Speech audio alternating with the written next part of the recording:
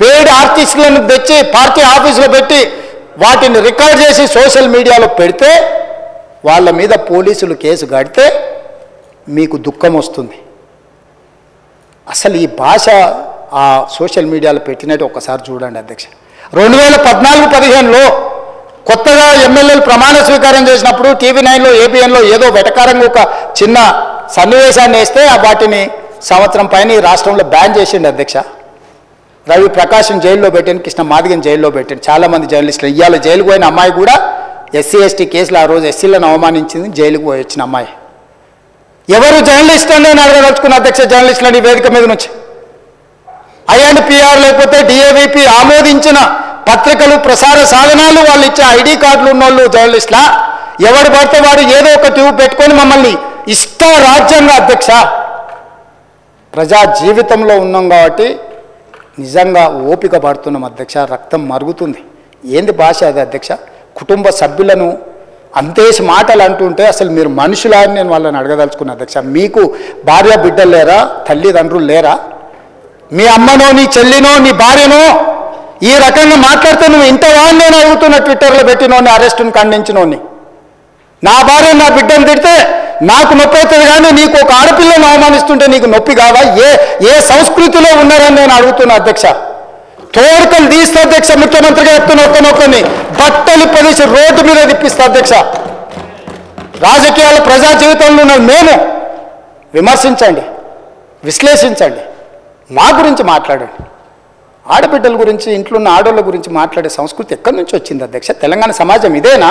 రజాకర్లకు, నిజాంలకు, భూస్వాములకు, పెత్తందారులకు వ్యతిరేకంగా పోరాటం చేసిన స్ఫూర్తి ఓ రామ్జీవ్ గోండు, కొమరం భీమ్, ఓ చాకలి ఐలమ్మ, ఈ ప్రాంతంలో దొడ్డి కుమరయ్య, ఓ సర్దార్ సర్వాయి పాపన్న గౌడు ప్రాతినిధ్యం వహించిన ప్రాంతం ఇది అధ్యక్ష. ఇది ఒక చైతన్యమైన ప్రాంతం.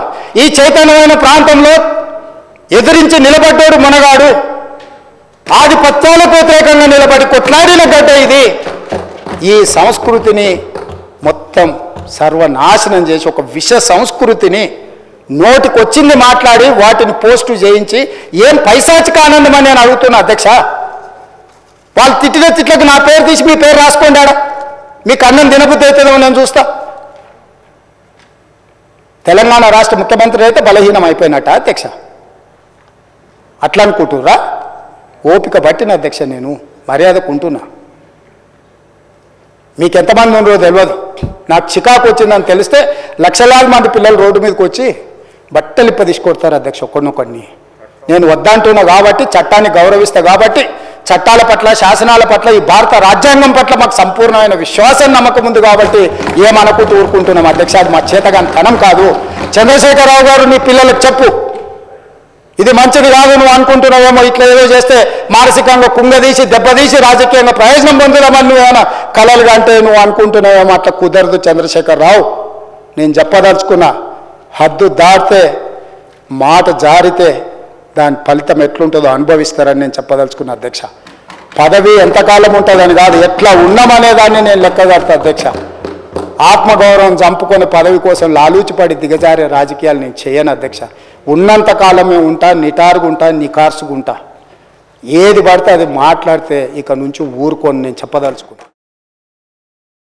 రెండవది, 99% నేను సామాన్యుల నుంచి మీకు తెలుసు. అప్పటి నుంచి ఇప్పటివరకు ఎవరు వచ్చినా కలుస్తాం. నేను గుమ్మడి నరసయ్య గారిది నాకు సాయంత్రం అంటే ఆ రోజు ఎంబడే నాకు తెలియలేదు, సాయంత్రం చూస్తే నా ఇంటికి చాలా దూరంలో రోడ్కి అటు సైడ్, రోడ్కి ఇటు సైడ్ కాదు, ఇంటి దగ్గర కూడా కాదు, వారు పాపం దూరంగా నించున్నారు. ఒక పిల్లోడు ఎవడో వీడియో తీస్తున్నాడు. ఆ వీడియో తీసి ఏదో పోస్ట్ చేసినట్టు వాళ్ళు మా ఇంటి దగ్గరకు కూడా రాలేదు. ఇమ్మీడియట్గా అదే రోజు సాయంత్రం నేను గుమ్మడి నరసయ్య గారికి నా పేషెంట్ నుంచి ఫోన్ చేయించిన.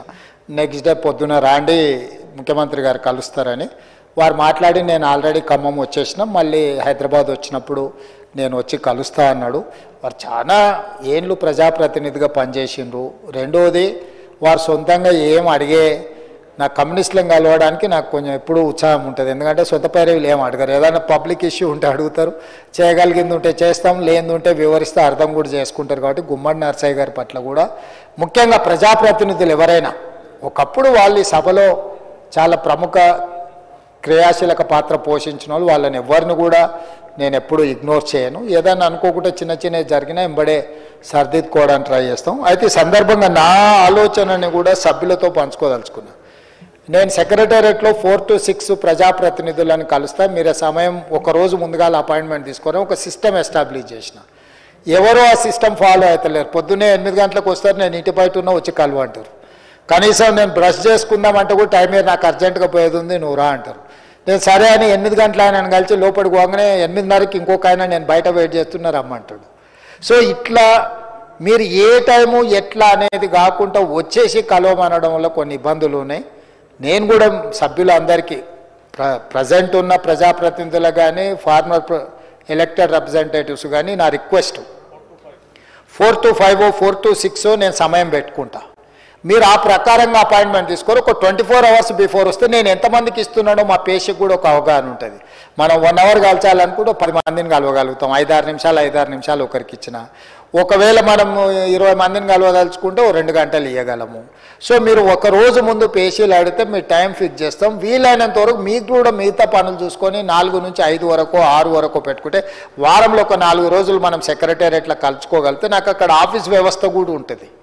అంటే ఆఫీసర్లు ఉంటారు ఇంటి దగ్గర, నాకు ఆఫీసర్ల వ్యవస్థ ఉండదు. నా పిఏలు నాకు సంబంధించిన వాళ్ళు ఉంటారు. మీరు కలిసిన మళ్ళీ నేను ఆఫీస్కి రమ్మనండో ఇదానో ఉంటుంది. కాబట్టి దయచేసి సంఘాలకు కానీ ప్రజా సంఘాలకు కానీ లేకపోతే ప్రజాప్రతినిధులకు కానీ మాజీ ప్రజాప్రతినిధులకు కానీ నా రిక్వెస్ట్ ఒక్కటే, మీరు 24 hours ముందు 48 hours ముందు అడిగితే 4 to 6 అని ఒకటి పెట్టుకుంటే సెక్రటేరియట్లో పెట్టుకుంటే ఆఫీసర్లు ఉంటారు, అధికారులు ఉంటారు. నేను ఏదైనా నిర్ణయం చెప్పడానికి ఉంటుంది. నాకు కూడా సమయాన్ని క్వాలిటీ సమయం మీకోసం కేటాయించడానికి ఉంటుంది. మిగతా టైంలో నేను ఏదైనా పని చేసుకోవడానికి ఉంటుంది. కాబట్టి దయచేసి దీన్ని ఎక్కడో ఒక దగ్గర పరిష్కారం చూపించాల్సిన అవసరం ఉన్నది. మిగతా వాళ్ళు కూడా సహకరించాలి. మా సొంత పార్టీ మిత్రులకు కూడా మా ఎమ్మెల్యేలు కూడా రిక్వెస్ట్, నాకేందనంటే 20 ఏళ్ళు అపోజిషన్లో ఉన్న వాళ్ళందరితో కలిసి పనిచేసి వాళ్ళందరూ సహకరిస్తేనే ఇక్కడికి వచ్చిన. ఆ ఇంటిమసీతో ఏంటంటే రాత్రి 12 పెట్టుకునే నేను పైన బెడ్రూమ్లో అంటే ఏముందన్న బెడ్రూమ్ కాడికైనా వచ్చి కూర్చొని మాట్లాడిపోతుంటాడు. ఆయనకు రానికే ప్రాబ్లం లేదు, నాకు అలౌ చేయడానికే టైం అన్స్కెడ్యూల్ అవుతున్నది. దయచేసి మీరు కూడా అర్థం చేసుకోండి.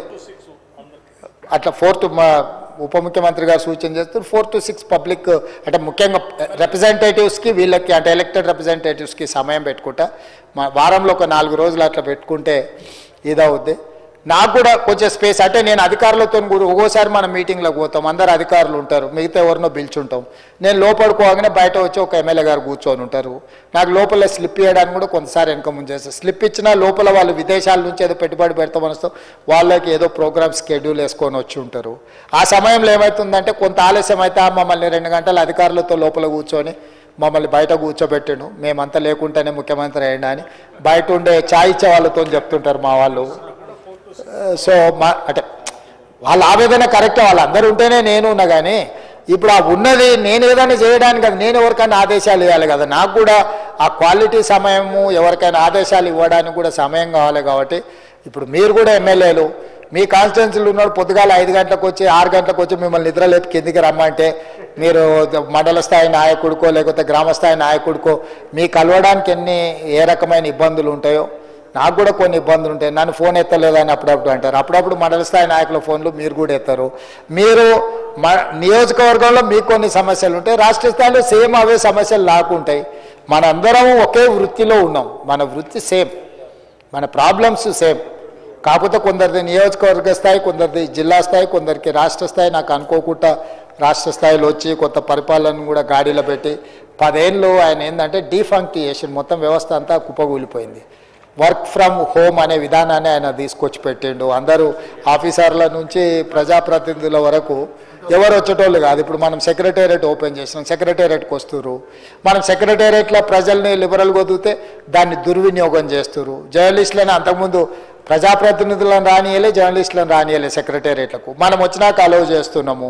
వాళ్ళు లోపలికి వచ్చి కూర్చొని ఏది పడితే అది రాస్తున్నారు. స్లోగా ఏమైంది అని నియంత్రించే కాడికి వస్తాయి. నియంత్రించిన తర్వాత మీరు బాధపడి కూడా ప్రయోజనం లేదు. ఎథికల్గా మనం కొన్నిటిని మనం సొంతంగా స్వీయ నియంత్రణ అంటారు కదా, దాన్ని కొంత పెట్టుకోవాల్సిన అవసరం ఉంది. స్వీయ నియంత్రణ లేకపోతే సమయపాలన జరగదు, సమస్యలకు పరిష్కారం జరగదు. ఏదేమైనా పెద్దల కూనంనేని సాంబశివరావు గారు అయితే సూచన చేసిండ్రో తప్పకుండా ప్రజాప్రతినిధుల గౌరవం ఉంటుంది, సమయం ఇస్తాము.